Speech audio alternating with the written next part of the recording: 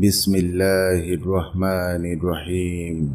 রাসূলুল্লাহ সাল্লাল্লাহু আলাইহি ওয়াসাল্লামের মাধ্যমে আমরা জানতে পারি যে আমাদের কলবের অনুভূতি হচ্ছে আমাদের ঈমানের অস্তিত্ব।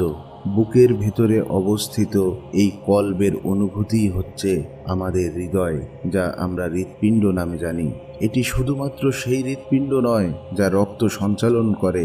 যখন আপনি খারাপ কোনো কিছু করেন, তখন বুকের ভেতরের এই অনুভূতি আপনাকে চিন্তায় ফেলে দেয়, আপনাকে ভাবতে বাধ্য করায় যে আপনি ভুল কিছু করছেন। এই অনুভূতিটি কেবলমাত্র আপনিই বুঝতে পারেন, বাইরের লোকেরা তা বুঝতে পারে না। আবার যখন ভালো কিছু করেন, তখন সেই অনুভূতিটি হয় আনন্দের, প্রশান্তির, যেই আনন্দ প্রশান্তি দুনিয়ার কোনো অনুভূতি দিতে অপারগ।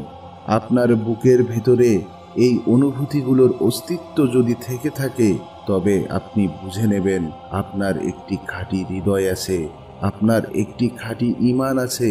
আর যাদের হৃদয়ে এখনো এইরূপ অনুভূতি জাগ্রতই হয়নি, আমি সেই সব হতভাগাদের বলবো, আপনাদের গভীর চিন্তায় পড়ে যাওয়া উচিত। আপনাদের ভাবতে হবে, আপনাদের ঈমান অনেক বড় সমস্যায় রয়েছে। মনে রাখবেন, যদি আপনার কাজগুলি হৃদয়ের সাথে ভালোভাবে একমত হয়, আপনার উদ্দেশ্যগুলি এবং কাজগুলি যদি ভালো হয়, কেবলমাত্র তখনই আপনি শেষ বিচারে আল্লাহর সামনে সফল কাম হতে পারবেন। কিন্তু আপনার ভালো কাজগুলির উদ্দেশ্য যদি হয় লোক দেখানো, তাহলে সমস্ত আমল ধ্বংস হয়ে যাবে। মিথ্যার এই সময়ে, প্রতারণার এই সময়ে এমনও অনেকে আছে যারা বাইরে দেখায় যে তারা ভালো কাজ করছে, তারা ভালো কথা বলে, সুন্নাহ মতো পোশাক পরে। যদি তাদের সাথে কথা বলেন, তারা এমনভাবে বলে যাতে সবাই তাদের প্রশংসা করে, লোক মুখে বাহবা পাওয়াটাই তাদের উদ্দেশ্য হয়ে থাকে। অথচ আল্লাহ বিচার করবেন আপনার কর্মের উদ্দেশ্য দ্বারা, আপনার হৃদয়ের সূক্ষ্ম অনুভূতির দ্বারা।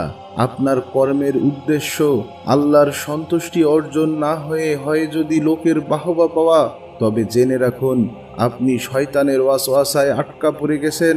শয়তান সুকৌশলে আপনার মনের নিয়ন্ত্রণ নিয়ে পবিত্র হৃদয়কে কলুষিত করে ফেলেছে।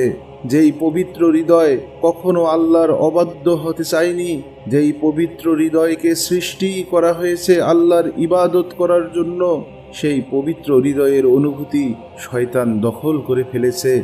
এবং এর ফলে আমরা যা করার কথা নয় এমন সব পাপের দিকে চলে যাই। আমার প্রিয় ভাই ও বোনেরা, যদি আমরা আমাদের পবিত্র হৃদয়ের অনুভূতি দ্বারা সিদ্ধান্ত নিতে পারি, যদি আমরা শয়তানের ওয়াসওয়াসা নিয়ন্ত্রণ করতে পারি, তবেই আমরা সেই মহা পুরস্কার অর্জন করব যা আল্লাহ আমাদের জন্য প্রস্তুত করে রেখেছেন।